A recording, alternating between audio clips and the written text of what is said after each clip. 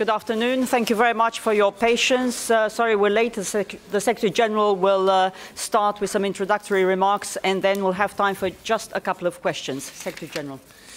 Good afternoon.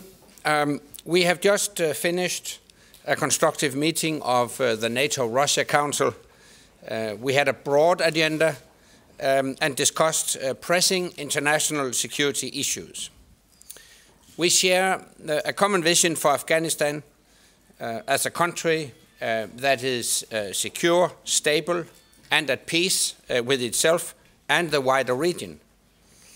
Our assessments of the progress made towards that strategic goal may sometimes differ, but our objectives with regard to Afghanistan and the broader region coincide.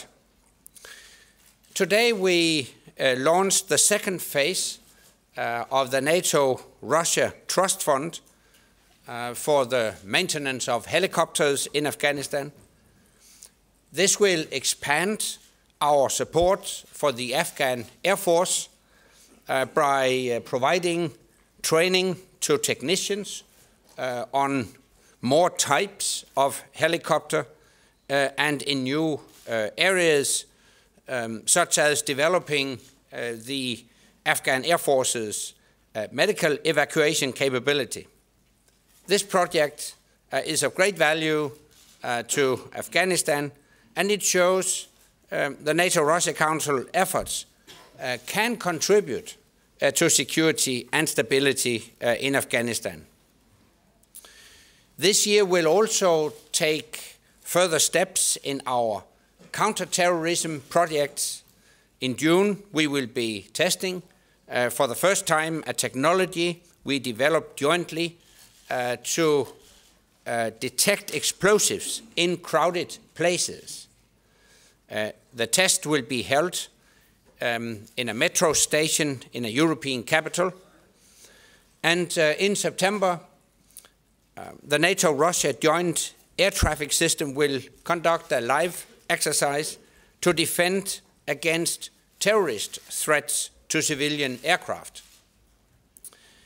These are concrete examples of our expanding cooperation.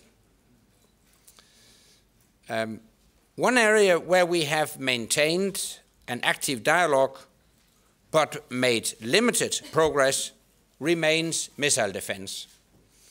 It's important that we keep working on this. We have the opportunity to re-energize our dialogue, and we should use it.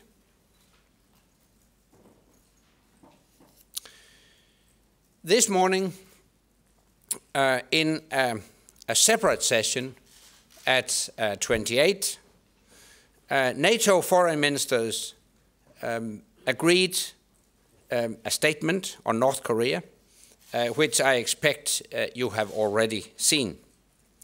We condemn in the strongest possible terms North Korea's continued development of ballistic missile and nuclear weapons and its recent inflammatory and threatening rhetoric.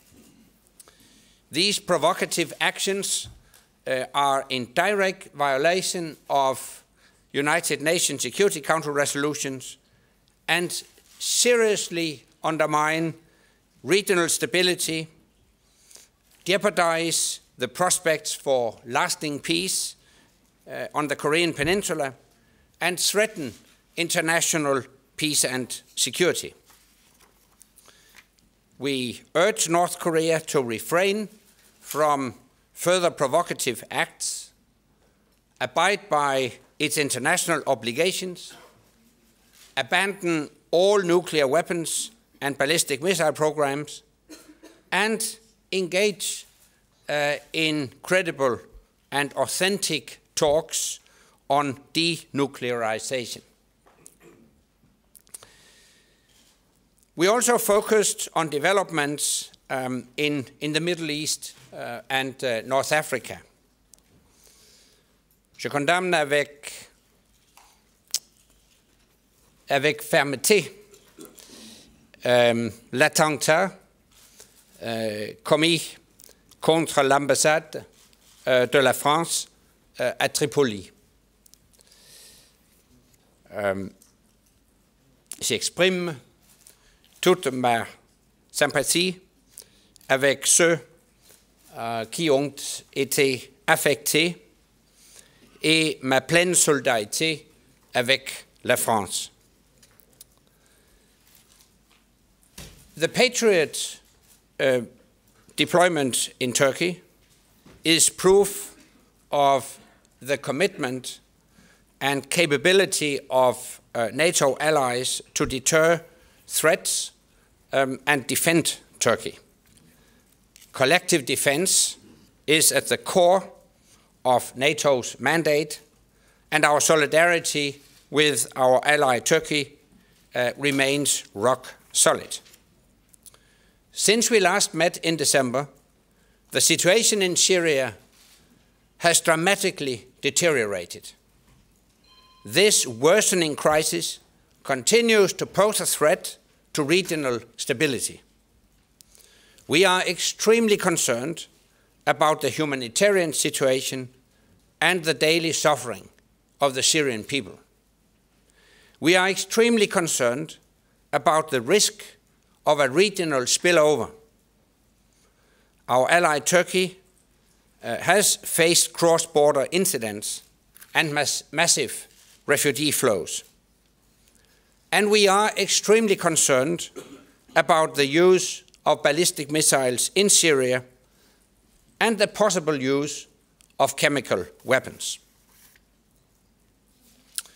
There is no call for NATO to play a role, but if these challenges remain unaddressed, they could directly affect our own security. So we will continue to remain extremely vigilant. And with this, I'm ready to take your questions.